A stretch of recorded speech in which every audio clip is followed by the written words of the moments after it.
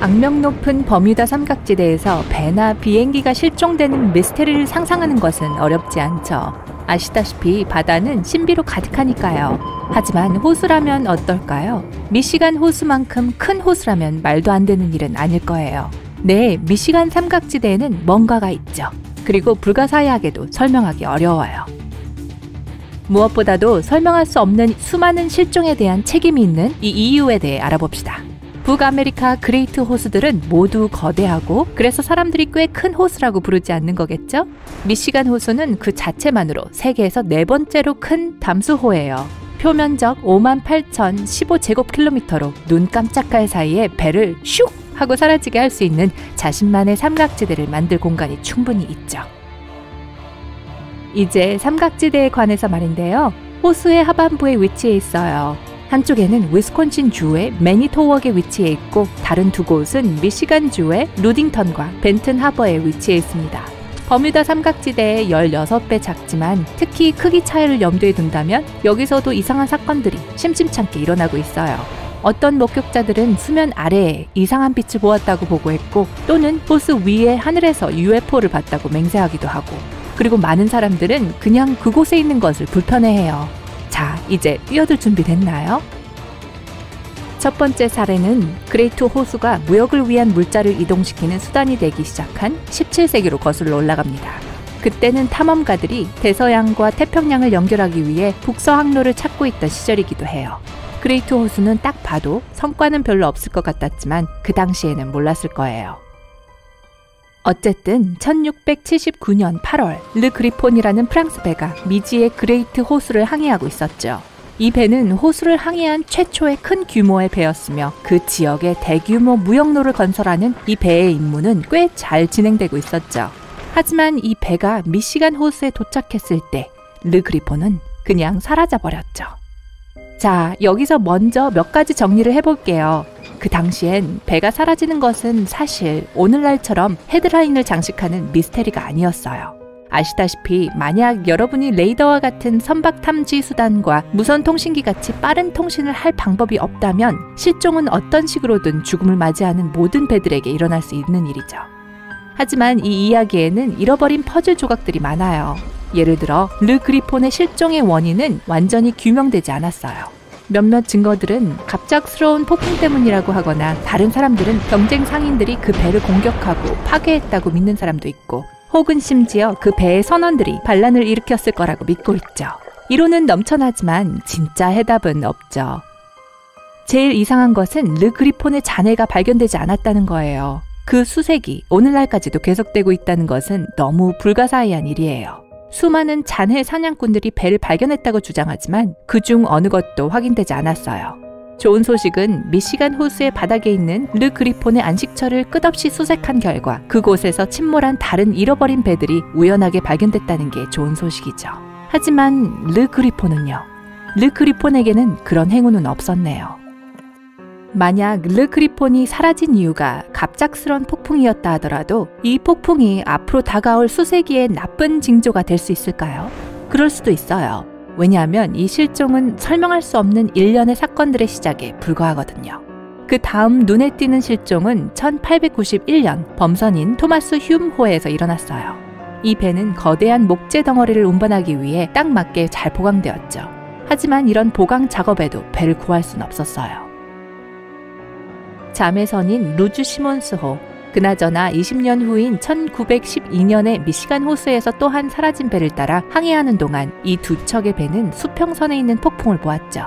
루즈 시몬스호는 시카고로 다시 돌아가기로 결정했지만 토마스 휴므호는 폭풍을 이겨내려고 시도했어요. 이 범선은 본항까지 돌아오지 못했어요. 선체를 찾는 작업은 즉각 시작되었지만 120년이 지나도록 아무런 성과도 없었죠. 즉 토마스 휴므호라고 한 번도 확인되지 않은 난파된 배가 2010년에 조사되기 전까지는 말이죠. 범선의 수중 무덤이 발견되든 아니든 한 가지는 확실해요. 즉 미시간 삼각지대에 의해 납치된 처음이자 마지막 희생자가 아닐 것이란 걸요. 그리고 로사벨호도 있어요. 역시 목재 범선으로 1921년 하이 아일랜드에서 벤튼 항구로 가는 마지막 항해를 떠나고 있었죠. 이 배 또한 목적지에 도착하지 못했습니다. 이 배는 나중에 어떤 거대한 힘에 의해 전복된 채 미시간 호수를 목적 없이 표류하고 있는 것이 발견되었습니다. 로사벨호는 무언가가 가는 길에 배와 충돌한 것처럼 선체에 심각한 손상을 입은 것 같았어요. 하지만 문제는 로사벨호가 가던 코스 근처 어디에도 다른 배는 없었다는 거예요. 게다가 배의 선원들은 어디에도 발견되지 않았고 그 뒤로의 소식도 다시는 듣지 못했죠. 이쯤이면 소름 돋지 않나요? 아, 잠시만요. 이 불가사의한 호수를 둘러싼 훨씬 더 이상한 사건들이 있거든요. 1937년 4월 28일 선장 조지 R. 도너는 그레이트 호수의 얼음 사이를 지나며 맥팔랜드라는 화물선을 지휘하고 있었죠. 힘든 여행이었고 긴장으로 가득한 채 잠을 이루지 못했던 지친 선장에게 피해를 끼쳤습니다. 얼음을 뚫고 미시간 호수의 안전한 물속으로 들어간 도너는 포트 워싱턴에 정박하기 전 잠시 휴식을 취하기로 결정했죠. 그는 승무원들에게 도착할 때까지 자신을 방해하지 말라고 지시하고 선실로 들어가 안에서 자물쇠로 잠궜어요. 선원들은 항구에 도착했을 때 그를 부르려고 했지만 선실에서는 대답이 없었습니다. 결국 선장이 도움이 필요로 하다고 생각해서 당황한 선원들은 선장의 선실을 부수고 들어갔지만 그는 거기에 없었어요.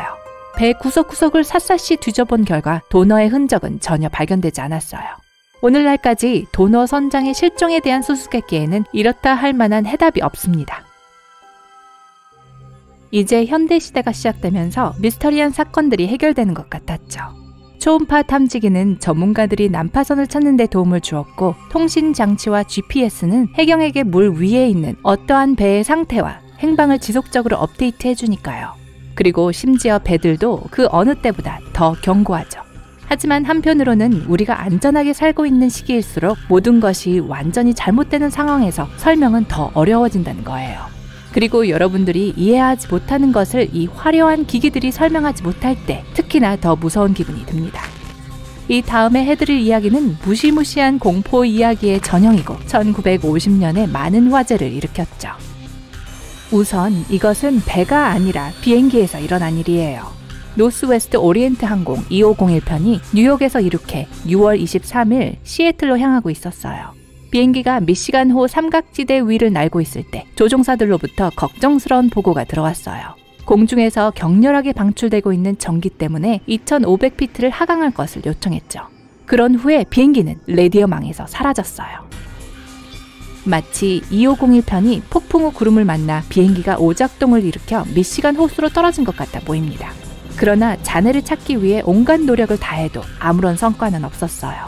수중 음파 탐지기에는 아무것도 나타나지 않았고 잠수부들은 호수 바닥 전체를 샅샅이 뒤졌지만 가벼운 잔해 조각들만 발견할 수 있었어요. DC-4 비행기의 본체는 찾지 못했습니다. 그리고 본체 없이는 충돌을 야기시킨 이유도 미스터리로 남아있죠.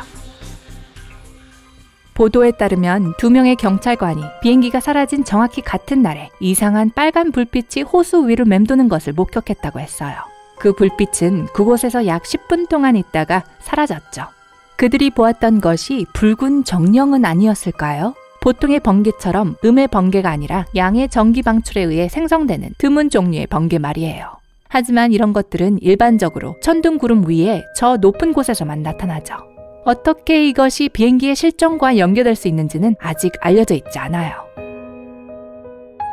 미시간 호수의 이상현상은 그게 존재한다거나 그게 실제로 무엇이든 미국 지도에 거대한 불붙은 물음표를 남기고 있어요. 그리고 이는 새로운 발견들이 펼쳐지기 시작하면서 점점 더 복잡해져 가고 있어요.